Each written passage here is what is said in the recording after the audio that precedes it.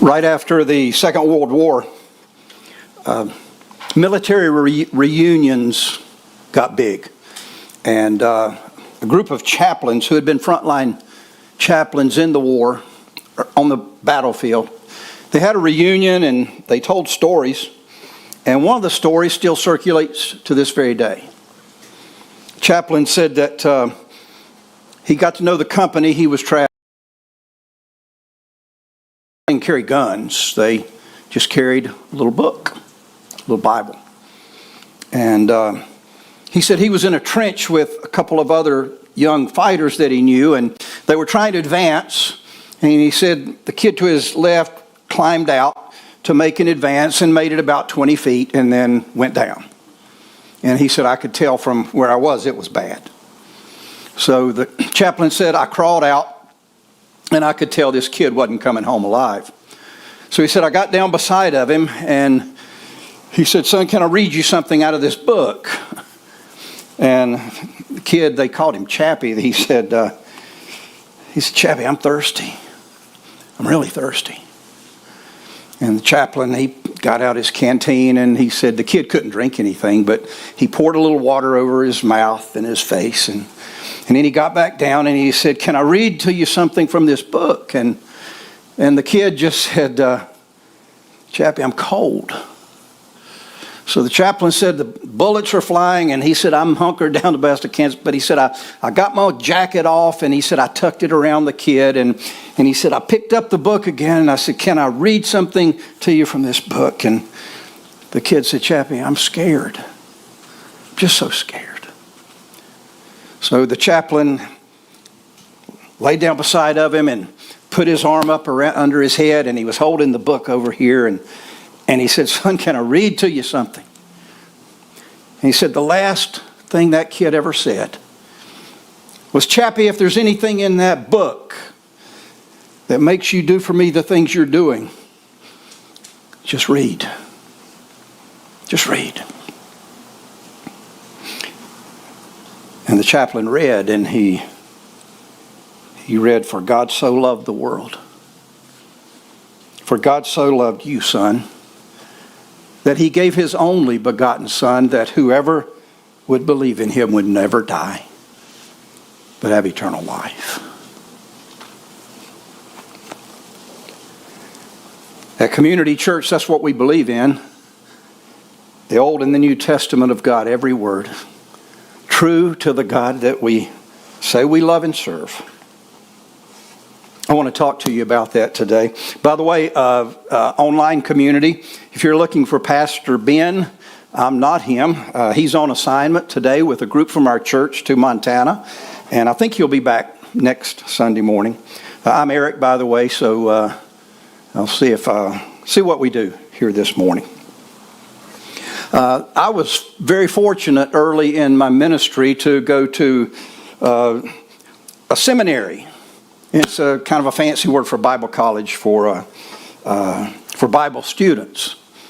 And I got to study with some of the best professors in the world. I walk in the first day to an Old Testament survey class, and we sat down. The books were provided for us, so I'm looking at the textbook, and on it looks like Moses, or what I thought about Moses being.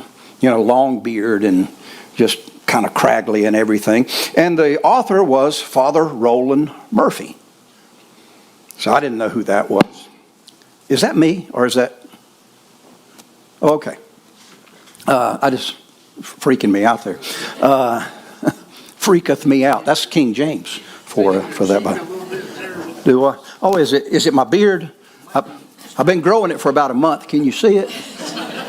Okay. Okay.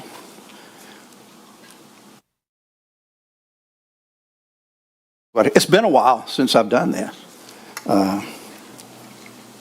But you may have heard me say before that the things I really learned about ministry didn't come from seminary.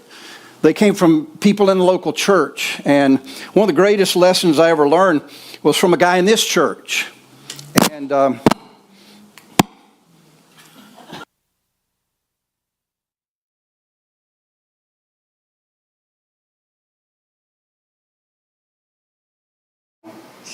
Hang on. Does it come up on the screen? G3, does that make a difference? Okay. All right. Here's where we're going. I learned a great lesson from someone in this church. And his mom's sitting right there. His name's Jimmy Miller, and Jimmy's a friend of mine. He and Wendy, at the time, were our youth leaders. And my kids were in his program, so I thought, maybe I ought to listen to him a time or two. So I went into one of his classrooms, and I'll never forget what he said. It was one of the most impactful lessons that I've ever heard. Jimmy was talking about Moses and the burning bush. I'm going to read that story from the scripture to you in just a minute. It's Exodus chapter 3. And Jimmy looked at the kids, and you'll see in this story, Moses was wondering, who is this God in the burning bush and everything? And God said to Moses, he said, my name is I Am. Very simple. That's my name, I Am.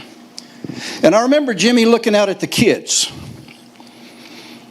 And he said, here's the truth. When God said, I am, what that means is this: Jimmy ain't. Profound. What he was saying is, God is, and I'm not him. You probably don't see yourself as God, but you might be walking through life right now not understanding you've never reached your full purpose because you're not thinking about who's in charge. Maybe you're just getting up and doing the next thing the next day, and then the next day, and the next day, and the next day. But I'm going to ask you this morning to start thinking about who is in charge of my direction, of my destiny, of my life, of my day. Who's really in charge? Let's look at Exodus chapter 3, starting in verse 1. One day Moses was tending the flock of his father-in-law, Jethro, the priest of Midian. I want you to remember that name. It's important to our story, Jethro. Not to be confused with Bodine. Okay, this is another one. Moses led the flock far into the wilderness and came to Sinai, the mountain of God. There the angel of the Lord appeared to him in a blazing fire from the middle of a bush. And Moses stared in amazement. Though the bush was engulfed in flames, it didn't burn up. This is amazing, Moses said to himself. Why isn't that bush burning up? I must go see. Verse 4. When the Lord saw Moses coming to take a closer look, God called to him from the middle of the bush, Moses, and here I am, Moses said. Verse 5, do not come any closer, the Lord warned. Take off your shoes, for you're standing on holy ground. I am the God of your father, the God of Abraham, the God of Isaac, the God of Jacob. When Moses heard this, he covered his face because he was afraid to look at God. I want you to remember throughout the rest of this message that posture. He covered his face. That's important. Go to verse 13. But Moses protested, if I go to the people of Israel and tell them, the God of your ancestors has sent me to you, they're going to ask me, well, what's his name? What should I tell them? Verse 14, God replied to Moses, I am who I am. Say this to the people of Israel, I am sent me to you. God's not trying to make life complex for you and for me. He really is not. He's trying to make life simple. And now what we find is God and Moses are both focused. God's always focused on us. The question is, do we focus on him? See, God's giving Moses his purpose in life. And the neat thing about that, if you ever think, well, I'm too old to do anything for God, Moses was 80 years old when he hit the burning bush. And his life is just starting. So don't think you're too old. God's giving Moses his purpose. Now, Moses is all ears. My question is, when was the last time you think you heard God tell you to do something? Let me tell you why it's hard to hear. It's hard to hear because of the noise. There's a lot of noise around us today. Everything is noisy. See, that's why the burning bush was not in downtown Egypt. The burning bush was out in the wilderness. because you get away from downtown, you get away from all the stuff, and you can hear just a little bit better. Now remember the posture of Moses. He had his head down low. He had his head in his hands. A friend of mine came to this church years ago, was a master interrogator. He worked for the local sheriff's department. His name's Jody Schoaf. Some of you may know him. Really good as an interrogator. He said something as profound as what Jimmy said to our students that day. I was asking him about interrogating bad guys, and he said simply this. He said, when I'm talking to a bad guy, he said, when their head goes down, they are mine. That's the posture of humility. That's the posture of Moses. When the head goes down, you're all ears. You're ready to listen. You're ready to talk. And that's what Moses is showing us. He had a posture that I'm going to encourage you to take today. And Moses also had a position. At 80 years old, he was working for his father-in-law as a shepherd. He was just a servant. A servant doing what a servant does. Whatever the master says is what the servant does. So you've got a posture, one of humility, and you've got a position, one of servant. When was the last time you fulfilled both those positions? A humble servant of God. See, when you get into that posture, when you get into that position, you are ready to start the rest of your life. Now, here's the good news. The rest of your life starts right now. It didn't start yesterday. It's not going to start tomorrow. The rest of your life starts today. Let me give you a math formula. I hate math. I really do. I used to do our checkbook, and we had no money, and then I finally got my head in the right position. I humbled myself and handed it to Jackie, and now we're multimillionaires. Yeah, I know. It's a lie. But I'm going to give you a math formula that will work. Are you ready for it?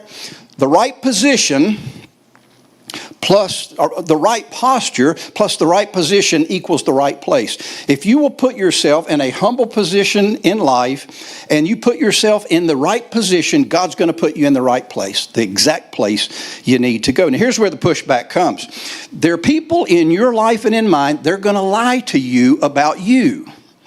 See, they're going to tell you who you can't be. They're going to tell you what you can't be. They're going to say, well, you're a victim. You grew up wrong. Your parents were not good to you. This, that. You're in the wrong job. You're in a dead end. They're just going to tell you how big of a victim you are and that you need to settle for life as it is right now. Don't fall for that. It's a lie. Don't let anyone outside of God or anyone outside of people you trust tell you who you are and who you ain't. And people try to do that all the time. See, when you find out who God made you to be, that's your position. He starts to work on your posture, one of humility. It's kind of like Moses standing in front of a burning bush, his head's down, and he's humble. And how do we know he's humble? Because he's saying, God, I want you to be in charge, not me. Simple as that. Humility is a posture that carries a greater power than most of us will ever know. Most of it, we can't even imagine that. And it doesn't really make sense on the front end. Humility is a posture that said, God is, and I'm not. Now, this isn't easy. And what I found, and you probably have too, it's easier to get humbled than it is stay humbled. Because humility leaks. Let me say that again. It's easier to get humbled than it is to stay humbled because humility leaks. I like Charles Barkley. I don't know if you do or not. Doesn't matter. I like Charles Barkley. Charles Barkley was a basketball player. I just like him. Charles Barkley was one of the greatest who ever held a basketball. But he didn't start out like that. Charles Barkley was a fat kid. Can you say fat kid anymore? Okay, yeah. Got a little bit myself. Charles Barkley grew up in a very humbling position when he was a kid. Other kids laughed at him. He was not an athletic kid, and this is according to his biographies. Didn't know what a basketball was. He was just an overweight kid who was a goofball.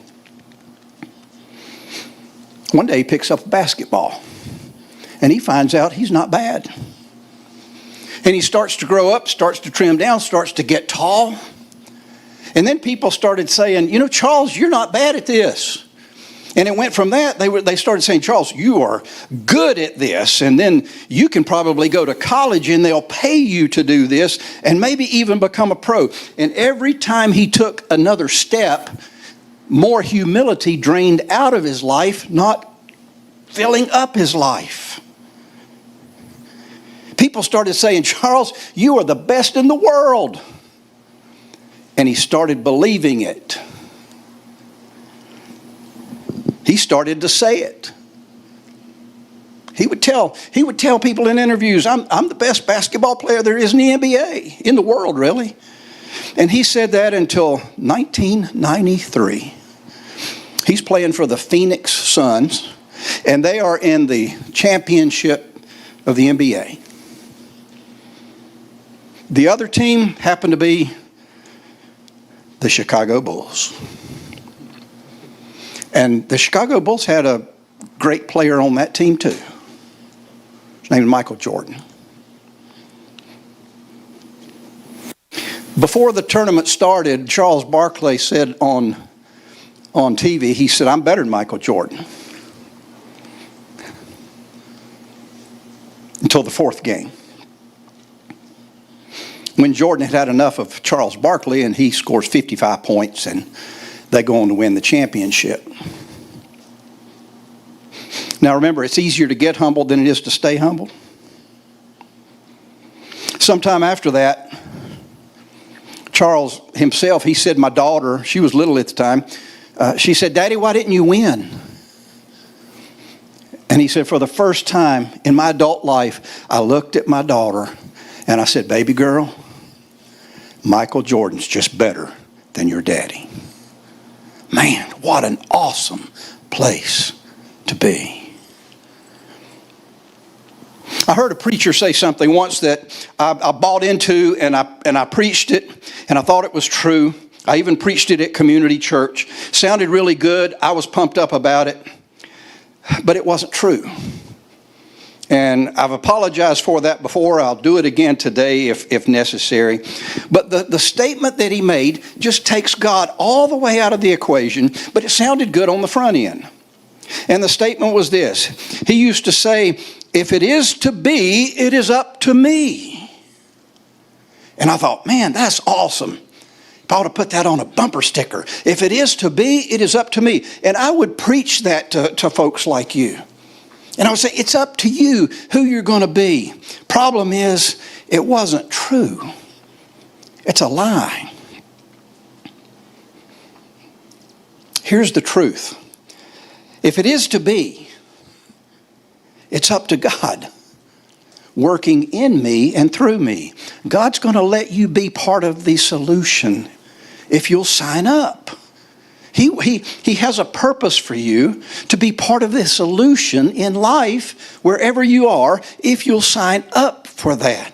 So if you'll get to that place, if it is to be, it's up to God working in me and through me. You get to that place, you are ready for the rest of your life. When does the rest of your life start? Somebody want to say it? Right now. Right now. Sometimes God uses divine intervention. Most of the time he doesn't. Most of the time he uses people. I want to show you that in the scripture because Moses had his own Michael Jordan. And it happened to be Moses' father-in-law. Look at Exodus chapter 18, starting in verse 13. Remember, humility is easier to get than it is to hang on to. Moses was humbled before the Lord, but now look at what happens in time. Exodus 18 starting in 13. The next day Moses took his seat to hear the people's disputes against each other. He was the judge. They waited before him from morning till evening. When Moses' father-in-law saw all that Moses was doing for the people, he asked, "What are you really accomplishing here? Why are you trying to do all this alone while everyone stands around you from morning till evening?" Moses replied, look at this, "Because the people come to me." And translation, I'm the man. They come to me to get a ruling from God. Ooh. Verse 16. When a dispute arises, they come to me. And look at what's next. Moses said, "And I am." Oh. I am the one. I settled the case between the quarreling parties. Look at verse 17. Jethro said, "This is not good, Moses. This isn't good." And why wasn't it good? Because Moses lost his posture. He went into life like this, just trying to follow God, and he's walking through life now, head up, chest out. He is large. He's in charge. He has lost his humility. He became his own I am. He didn't need God or anybody else. And he needed a Jethro to say, "Moses, this isn't good." Jackie and I had the opportunity, it's been a long time ago, to serve an amazing church in another city, a bit west of here. And at the time, we were doing really well at a church locally. This was before community. I mean, we were doing really well. And we got a call from this church. It was a downtown church in a big area, and they courted us, and Jackie was like, "This is not right. Something's wrong here." And I'm thinking, what does she know? I mean. And she's sitting here, by the way. We'll discuss that later. But I walked in and I was large and in charge because we were doing well here. So I go in for the interview and I just gave them what for. There was zero humility there. They said, "You think you can do here what you're doing where you are?" I said, "Don't bet against me." What a moron. I actually said that. I'm embarrassed to tell you that today, but I'm glad I still remember that. I came home from that and I was walking pretty large until an older pastor called me and he said, "I know some of those people at that church," and every one of them said, "Why is that man so arrogant?" Ooh. Reality check. You see, remembering times when we've been humbled, it's just a reminder, stay away from stupid. Just stay away from stupid. Moses was a quick learner. He decided, I'm not going to keep living in stupidity. He was confronted by God and he was confronted by Jethro, and he did a remarkable thing. Moses changed the way he was doing that. And he was able to say, God is, and I'm not. God, he knows who he is. You can trust him. He knows your todays and your tomorrows. Don't be afraid of humility. Even if it has to come in the form of humiliation. And sometimes it does. I have a friend who 10 years ago, he was on top of the world. I mean, in his industry, he was known all over America. He was the best of the best. And he went through some times that humbled him just a little bit, and all of a sudden he found himself without a job. Because the people that had hired him, they knew he wasn't the great I am, so they fired him. And he said, "That's not a problem. On my name alone, I can get a job." So he goes and he gets another really well-known job. Made it a few months there, they fired him again. And now he is humiliated. His family's humiliated. And he finally buries his face. Now, he could have crawled in a hole. And he could have decided, I'm never going to do another thing. But fast forward 10 years to today, and he leads one of the strongest ministries that I've ever seen. Oh, and by the way, he's 70 years old. And he's just starting in ministry. What's your deal? Jesus suffered a humiliation we can't begin to imagine. But sad as it sounds, the humiliation of Jesus was the only way he could get to glory. I heard a pastor once say that Jesus was headed to the crown room. But the only way to get the crown was to go through the thorn room, the crown of thorns. The only way to get the crown of glory is to receive the crown of thorns. Sometimes in this life, a lot of times actually, it's true for us too. We want to get the crown of glory, but it's most often produced by thorns. Glory is built through pain. I've talked to a lot of people who have been humbled by humiliation. Terrible embarrassment. I can't tell you it's 100%, but I can tell you this by far. The majority of people who have been humbled through humiliation will tell you this. It was the best thing that ever happened in their whole life. You see, humility, it puts us in the proper posture so that God can put us in the proper position. Think about it. With your head down, you don't have to look where you're going. You're allowing someone else to lead you. God will lead you where He wants you to go, but He's not going to force you to go. If you say, no, I'm going to do my thing, God's going to honor that. But if you say you you're probably going to get on the thorn room for a while, but you're going to make it just fine. Don't cave in. Don't quit. If you've put your life in the hands of God, keep your life in the hands of God, because you never know when God's going to open up that good new path, and you never saw it coming. Happens all the time. God says, my name is I am. I love the picture from Isaiah chapter 64.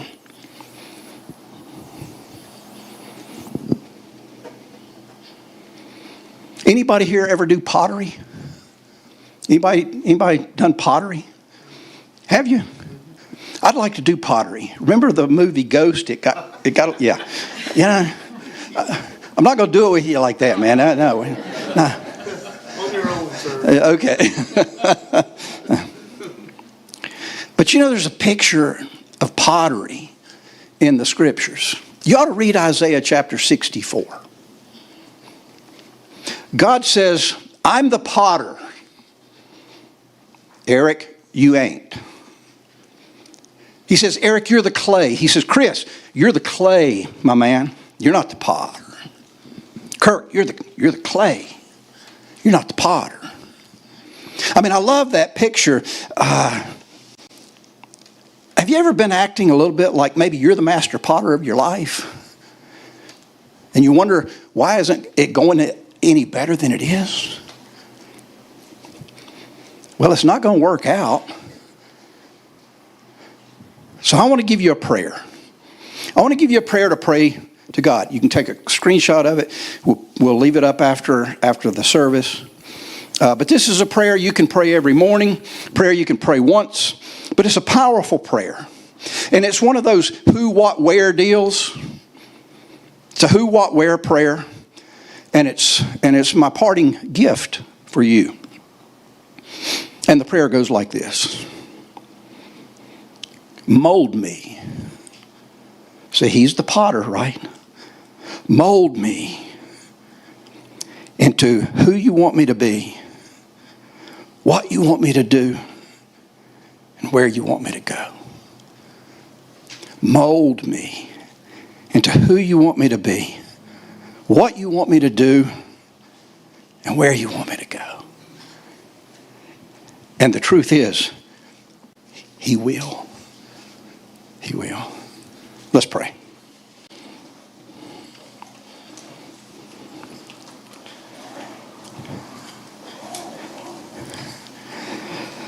Our Father in heaven, holy is your name. You are holy,